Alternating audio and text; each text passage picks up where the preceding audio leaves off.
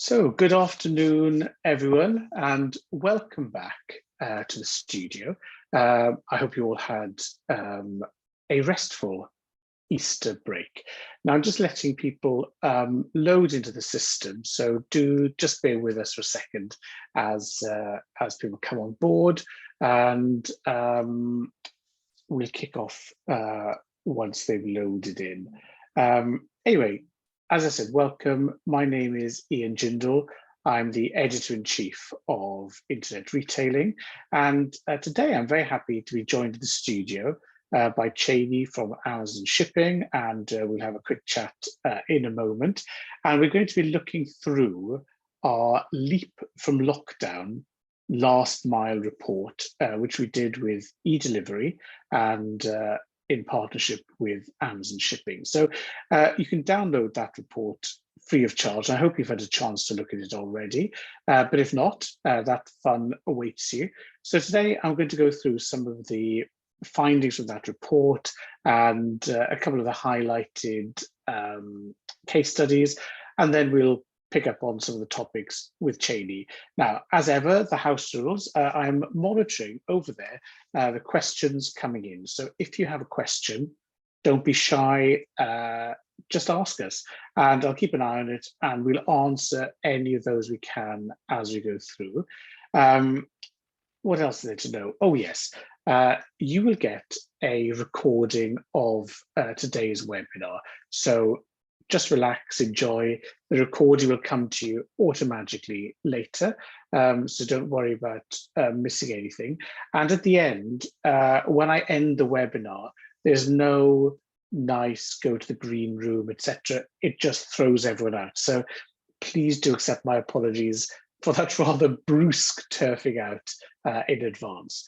So I think that we can now kick off without further ado. So let us firstly introduce our panelists. I've said all there is to say about me, so maybe we should just welcome Cheney again. Cheney, welcome to the webinar. Thanks, Ian. Tell everyone who you are and a little bit about Amazon Shipping as well. Yeah, sure.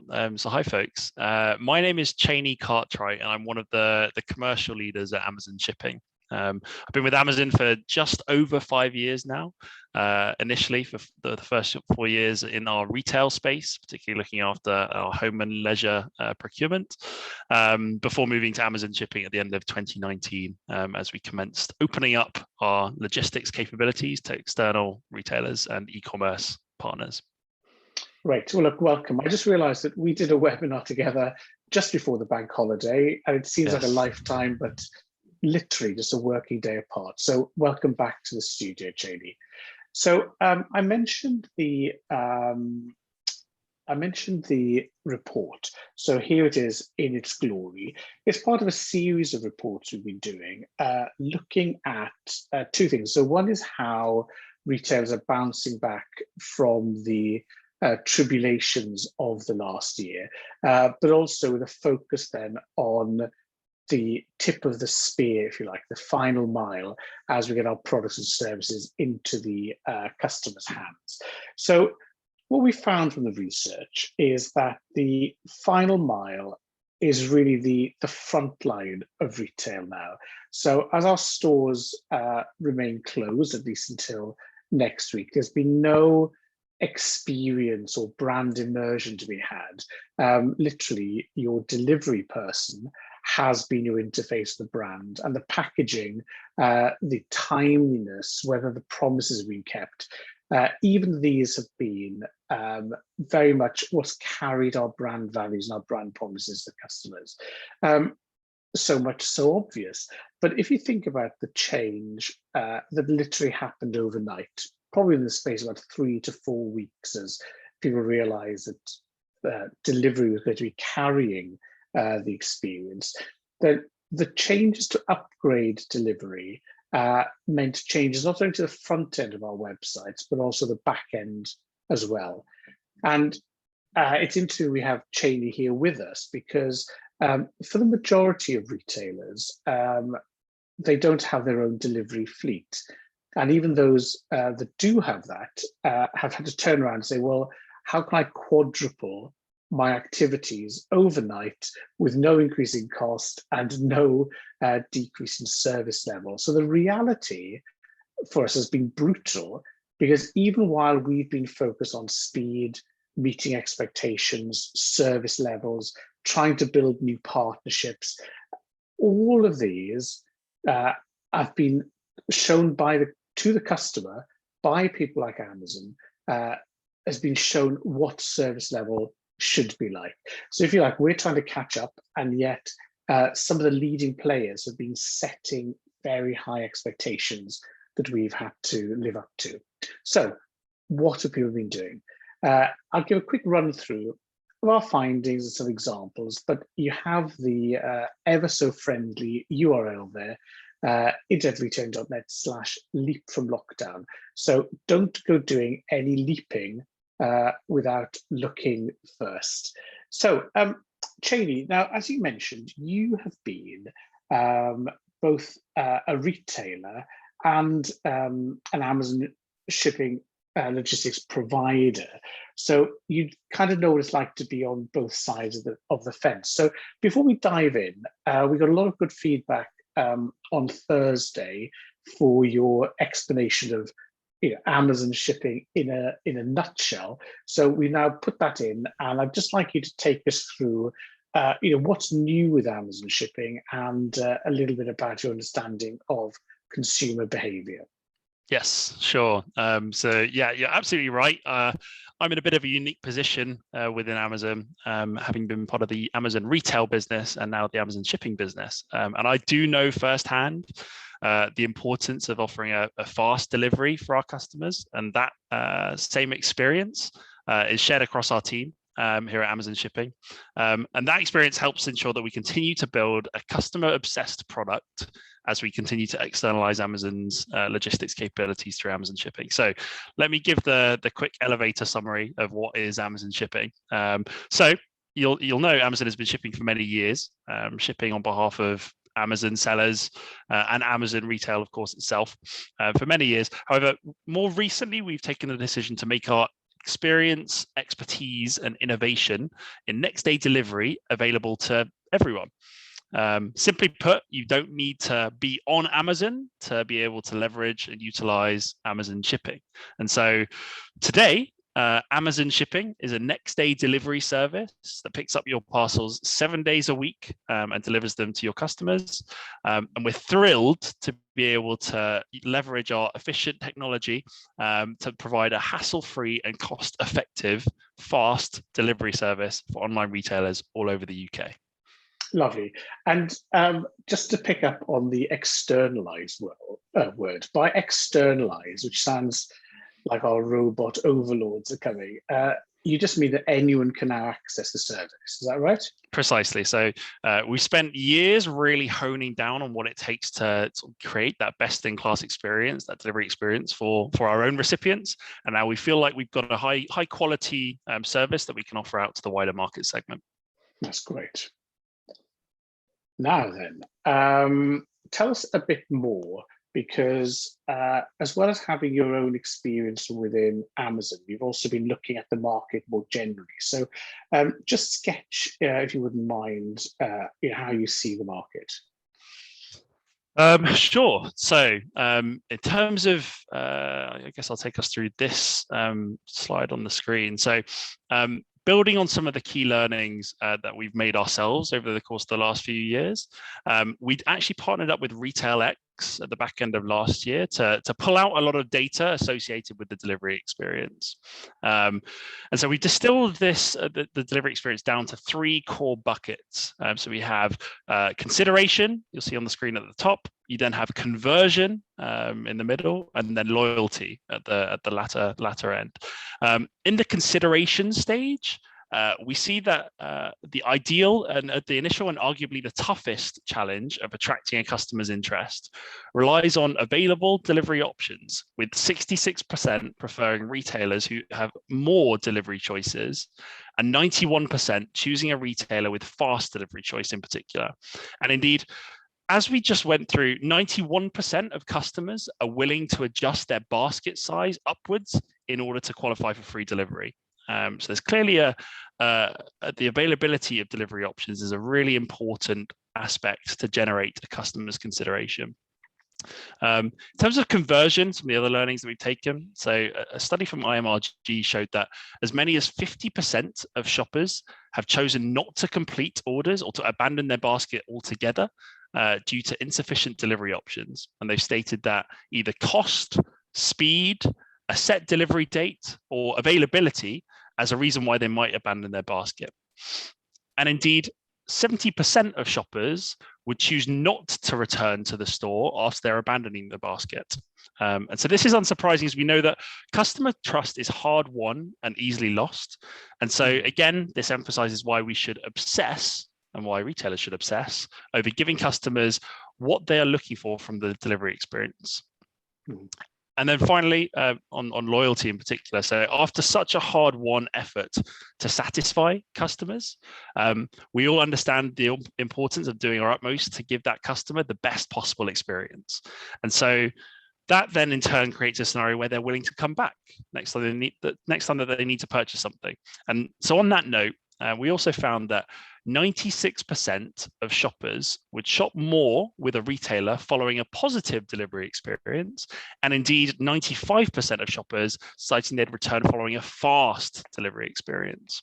And then conversely, we know that 45% of customers are unlikely to shop again if they experience a negative delivery experience.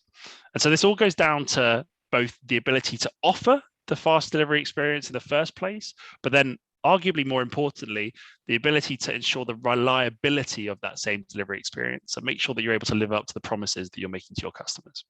Absolutely. And again, I think when we looked at the research, there was an element there of thinking, well, it's sort of obvious. If someone's offering you a choice between a poke in the eye or some chocolate, you're going to take the chocolate. And so I think this was one of the things that we definitely thought. But what was interesting looking through the data was how people expect next day delivery as an option and then value it when it is offered to them and delivered properly. So that was great.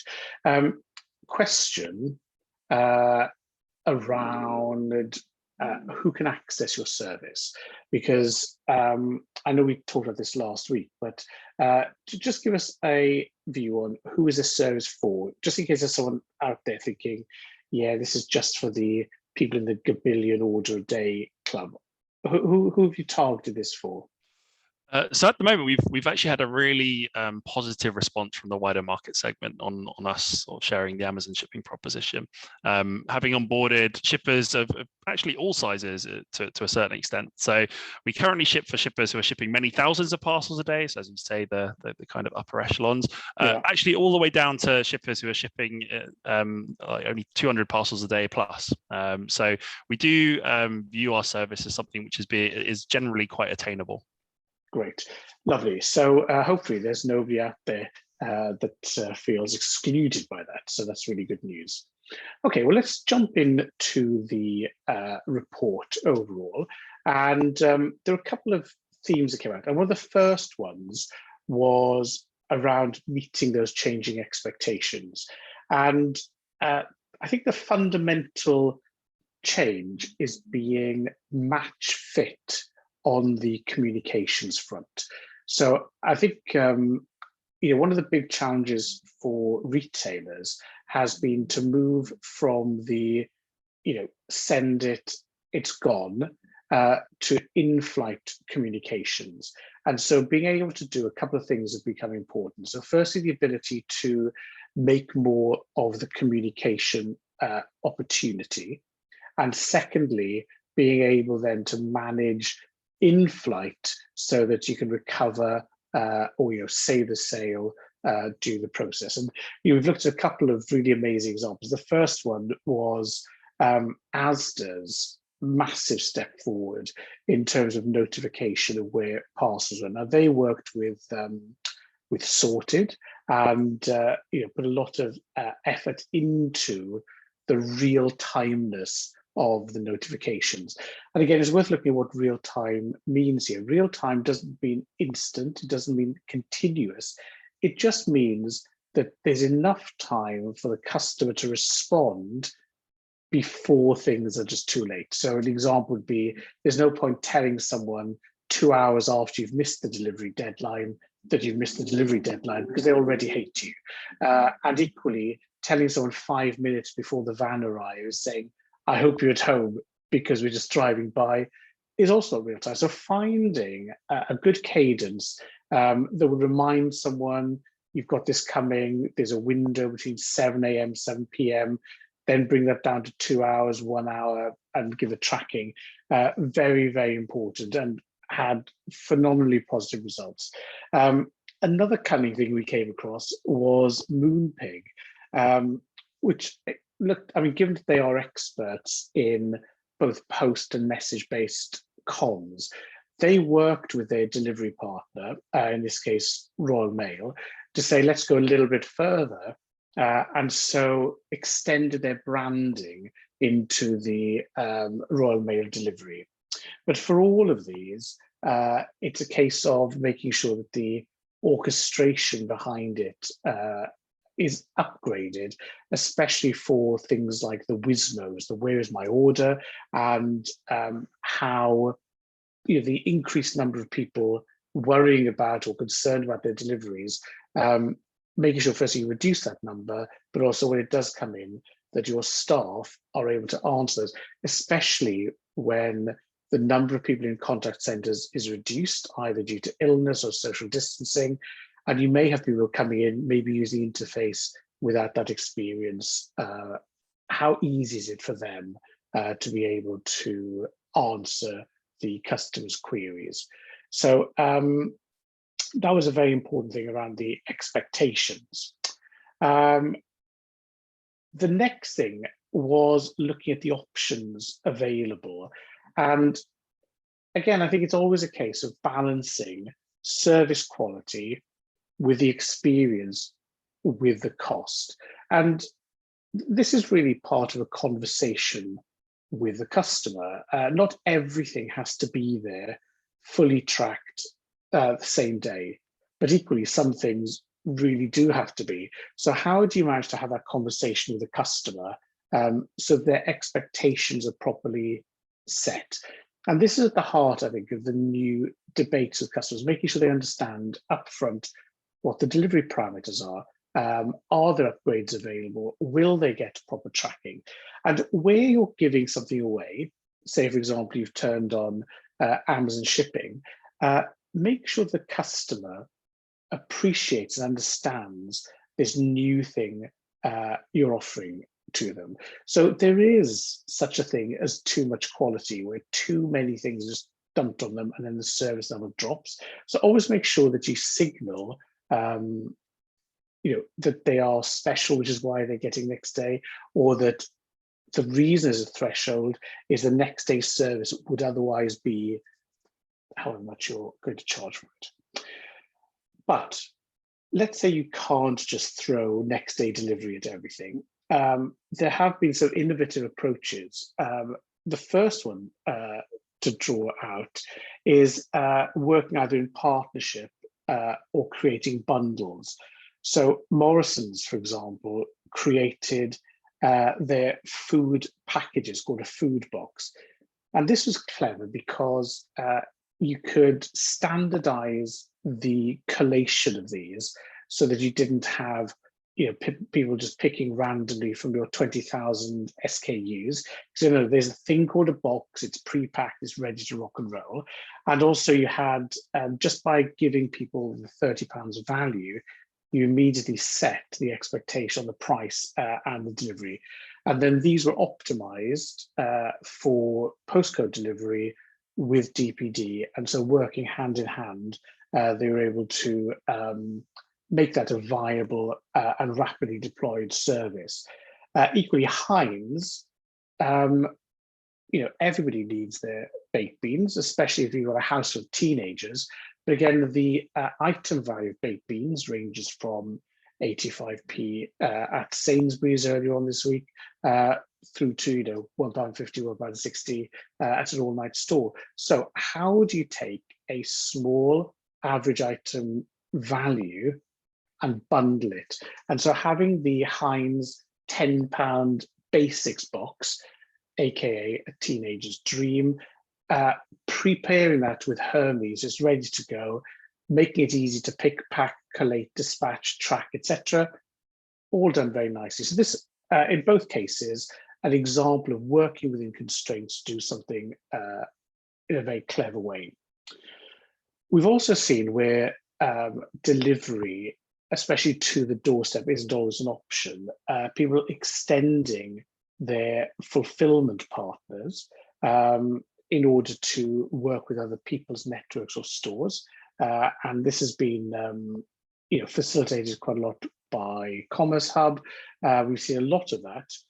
And also new networks. So deploying things formerly known as takeaway networks, the Deliveroos, Uber Eats, to deliver small basket groceries. Now, this has been helped by a trend over the last year towards smaller baskets. People are now shopping little and often, and we're seeing the average order value, the basket value, drop significantly. So some would say that's a downside, but especially in urban areas, this has opened up new delivery opportunities.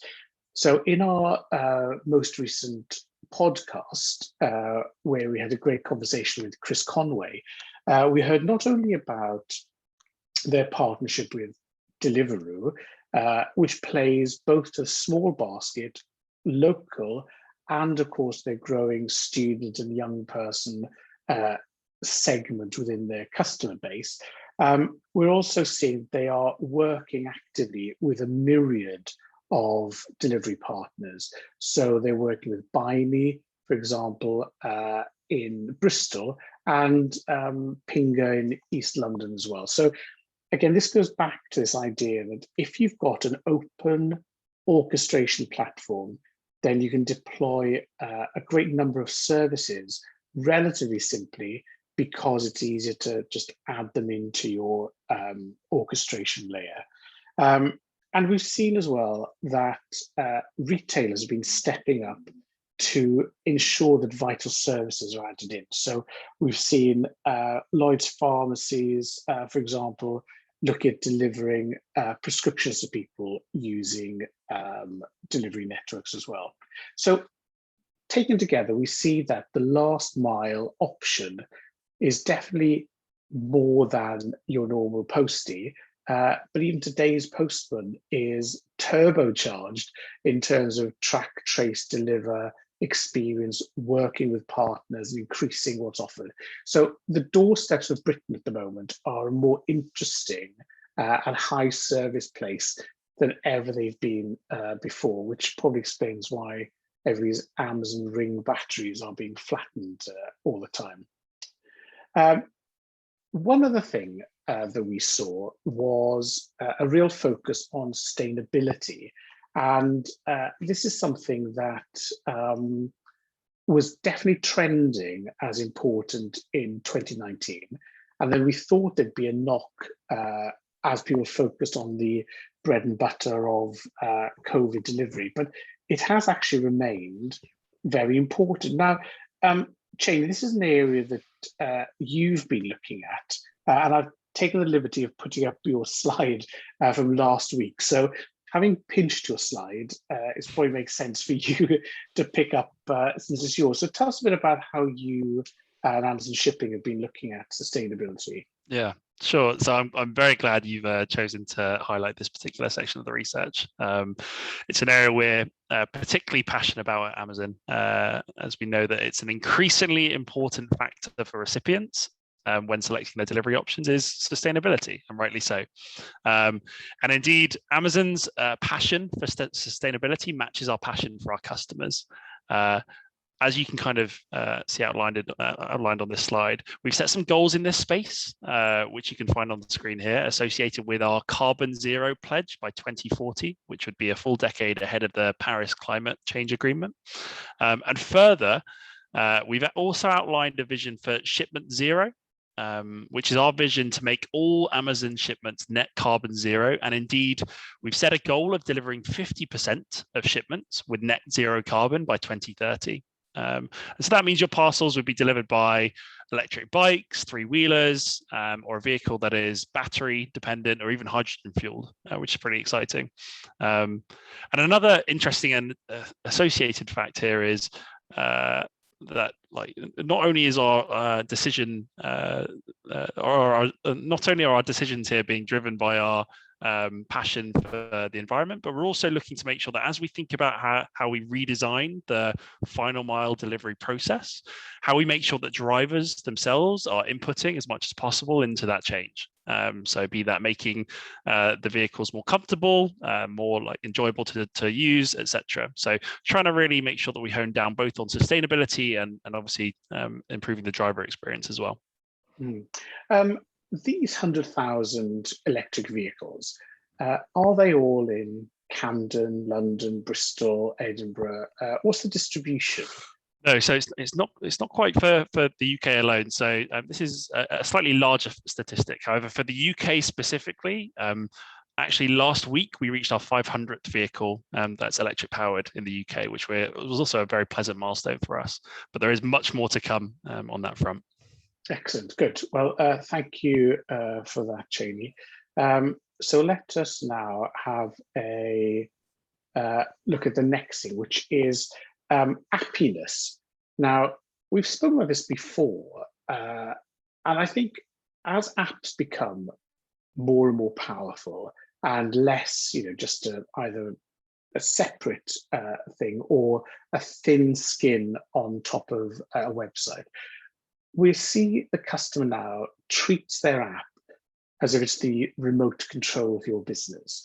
So they don't want to just shop on it or just make orders. They expect to be able to manage, and I go back to this in-flight activity, see where their deliveries are, amend deliveries, change point of delivery, leave with a neighbor, etc., right up to the last minute. And in their mind, this is a real-time communication right down to the driver. So very, very important.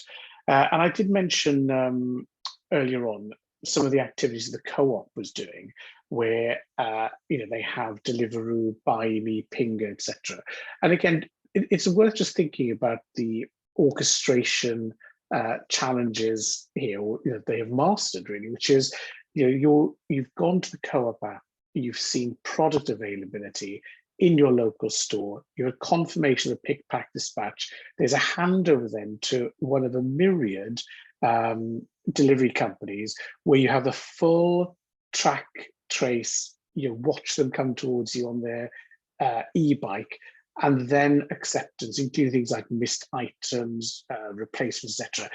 I mean, for someone who's a bit old school and remembers before APIs when you have to code all of this, it's a phenomenal level of integration and power in the hands of the consumer.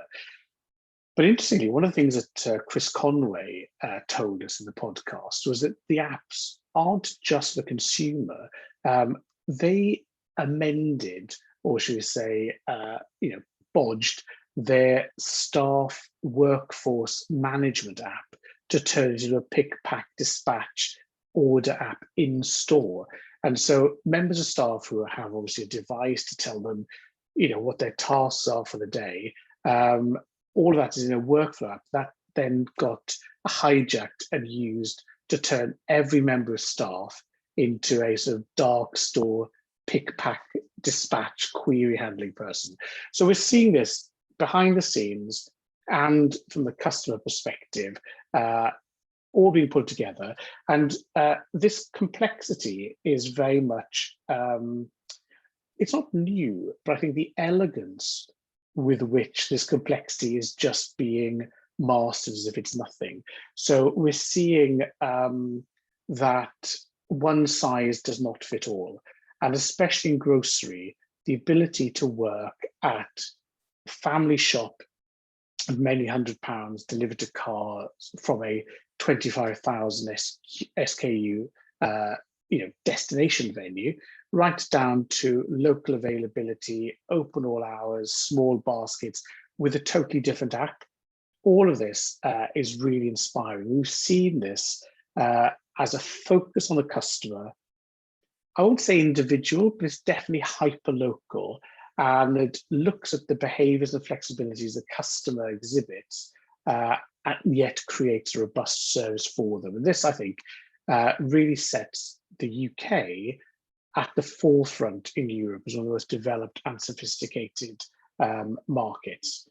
And we're seeing this then go from the app to curbside, because of course we've had to balance our social distancing with the fact that we're all at home. So, missed deliveries have disappeared because where else are we going to be? We're just locked up with our kids. So what we see now is that click and collect is very much inside the store. So you run in with your mask on, grab the stuff, spray it with disinfectant, go home. Whereas curbside is when you go up to the store and either do a drive-by, drive-through, or so on. So IKEA is a great example of this. So a company that until relatively recently wasn't even that convinced about e-commerce, drive to IKEA. So you have a full e-commerce offering online, very good communications, very good update on the order. You drive to IKEA, which normally ends, at least in a threat of divorce in our house, but now is a much more pleasant experience. You're driven to sent to the car park, gloriously sparse. Phone number, you ring them, say, hello, I'm here, I'm in, Bay 3, whatever, and say, fine, we'll ring you when we're ready. And then the massive elevator doors open, and someone pushes out your product on a trolley. You show them your phone, put it in the car, job done. I've never had so much fun in IKEA in my life, but the messaging of that is incredible. And the link of all their stores with central services is exemplary and is fantastically done. And we're seeing that 59% of consumers are telling us that they are now more likely to use this service. And for retailers, there has been a challenge of aligning the physical and the online stock. And we've seen some retailers get over this by saying, well, look, all stock is now online and we just deliver to the store. We've seen John Lewis, for example, really exploiting their Waitrose estate by selling things online and having them delivered to your local Waitrose store. So they've worked that very well. And we've had Pets at Home with their callers who will deliver to your car. And this has been so successful that they're investing in new omni-channel first warehousing because they see this will be the new normal. And again, as not the owner, I literally just feed a couple of cats. You never own a cat. And that the sheer weight of cat food, the drudgery of schlepping around a Pets at Home and carrying the stuff out, was now, we just turn up, ring, it's put in the car for you. I mean, literally, it's as if the cats themselves invented this for a zero effort, maximum pleasure approach.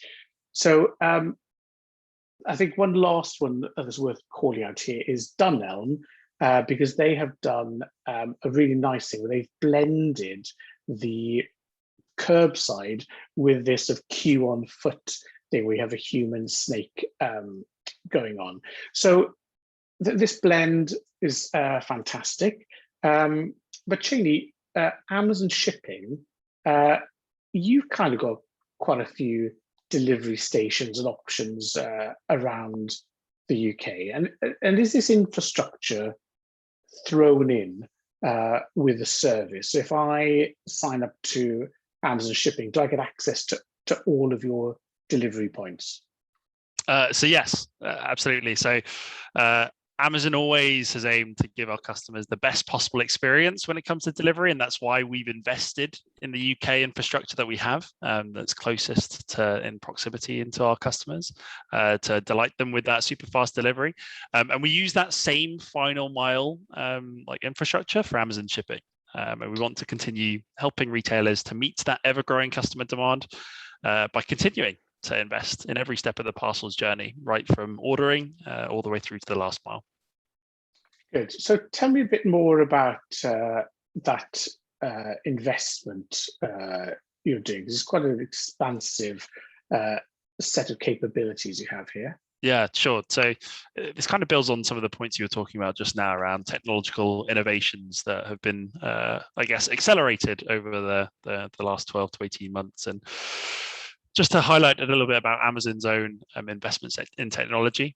So throughout the middle mile operation, which from our perspective is what we call any leg between our sort center nodes and out to those final mile delivery stations near to customers. So throughout that middle mile operation, what we want to do is make sure that we're consistently maintaining our end reliability of those parcel deliveries out to customers. And we think that a key part of that is in that middle mile leg. And so we continue to drive towards efficiencies, cost savings, and ultimately detecting exceptions before they can have a significant impact on our customers. And we use innovations such as machine learning, routing algorithms, and connected assets to make sure that we're able to give that level of reliability. And beyond that, we use Bluetooth beacons to enable package level tracking. We use risk-aware routing to help us avoid surprises and maintain predictability within our network. And we also have technology to enable zero-click booking on our side, which ensures immediate action when it is required to minimize delays. And all of this flows down to the need to maintain customer trust and make sure that we're able to give them that perfect end delivery experience on time as promised.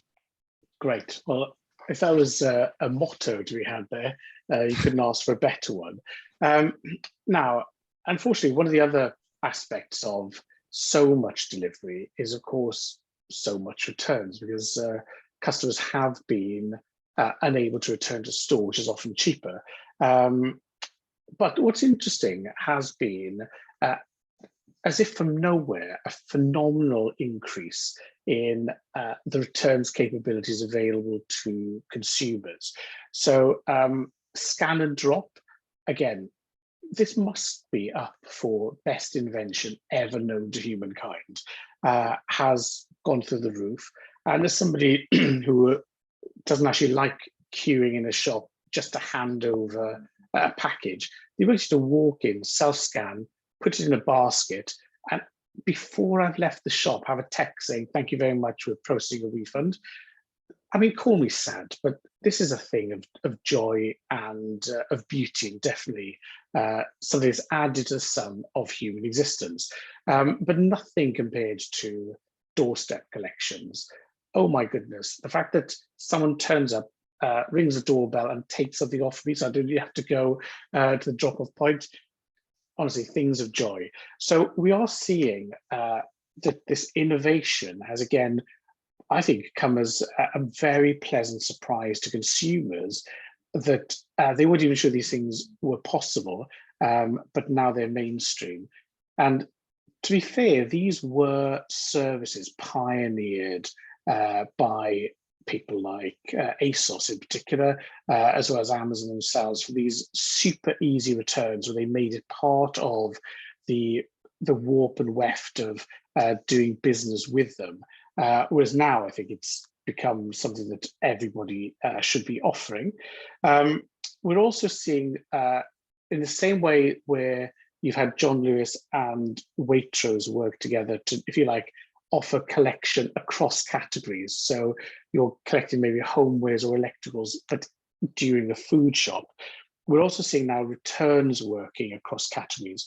So in Asda, they're now accepting clothing returns that you've bought from the George brand, obviously.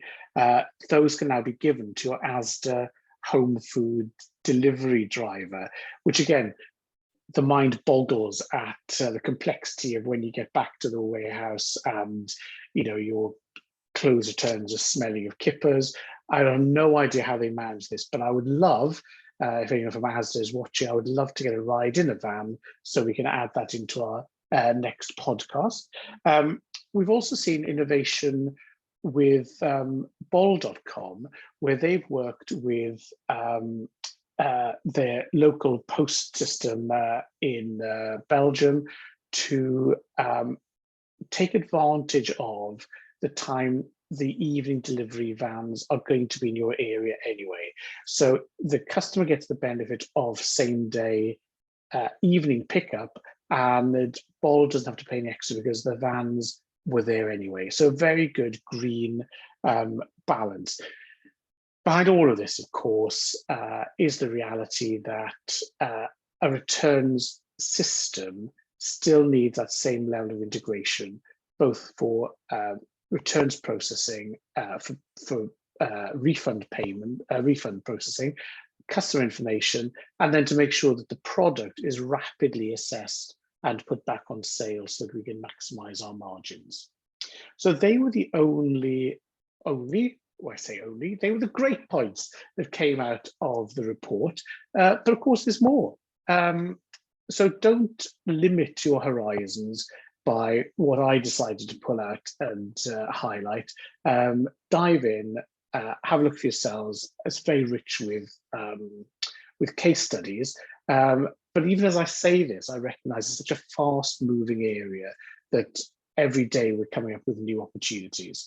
So as we come to the end of the formal part, it's a last call for any questions you want to have answered now, live, in person, while we can. Otherwise, I'll assume that this has been so informative that every question you have has been fully answered in the presentation. While you have a chance to do your typing, if that's all you want to do, Cheney, just a quickie then to round off from you. So many areas of activity and initiative at the moment. What aspect is exciting you most? So as we start opening up slowly on April the 12th, I'm sure your phone will be ringing very busily, but what personally is getting you excited? Well, so an excitement from my perspective is seeing, I guess we've all made hypotheses on how we think e-commerce will continue to be so prevalent in the post-pandemic world. What I'm very much looking forward to is like testing those hypotheses, understanding whether consumer behaviors have changed permanently, or which parts will spring back and which parts won't. That's a particular area of interest for me. Like, if I think about how that translates to our own service offering, obviously during the pandemic, we've seen, say, locker utilization across our network has obviously reduced because everyone's at home. What will be interesting to see is with work from home as a culture continuing, will we see that bounce back, or will it actually the preference remain very much skewed towards home deliveries? I guess there's all those learnings for us to kind of test, having made some assertions during the pandemic. Yes, we've had a question through about the appetite for same-day delivery, and just to update, in our research, we didn't see that there was a massive change in the customer demand for same-day. I don't think that's because customers don't want it. I think they just understand now that some things are easy to pick, stick on a bike and send to you from somewhere near, and other things like dishwashers maybe take a bit longer.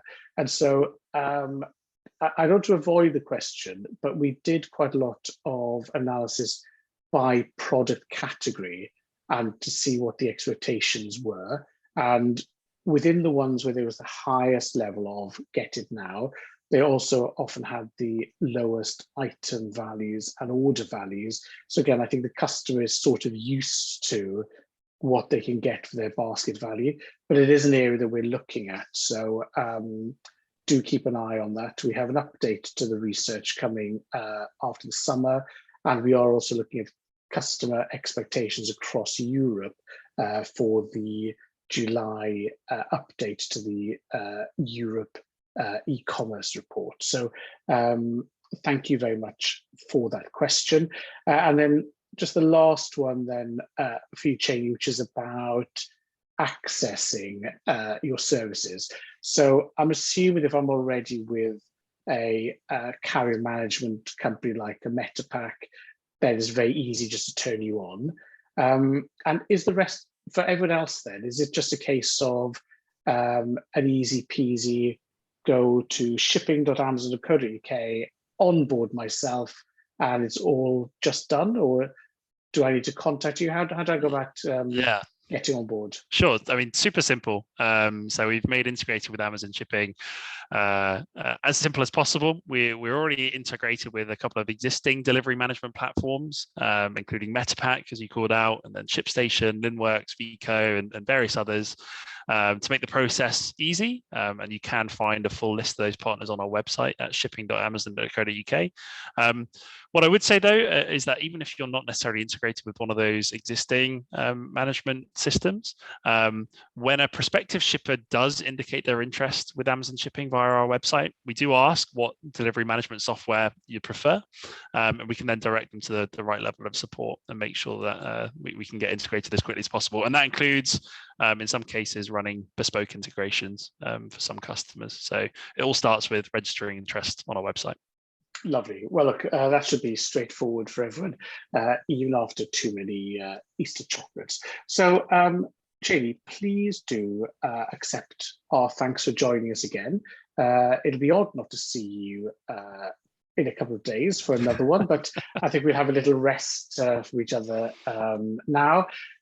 We've had some other questions coming in around handling dangerous goods and some of the one about satisfaction levels, but unfortunately I think our time is up, so I'm not going to cover those now, but do drop Cheney a note for those specifically to come up. So just a reminder, when I click end, it is all over and it's just going to end. So I'll say my goodbye now. And I'll also thank Cheney once more and just remind you that the recording will be on its way into your inbox as soon as the editing pixies have updated that. So thank you all very much indeed. And until next time, happy trading. Thanks.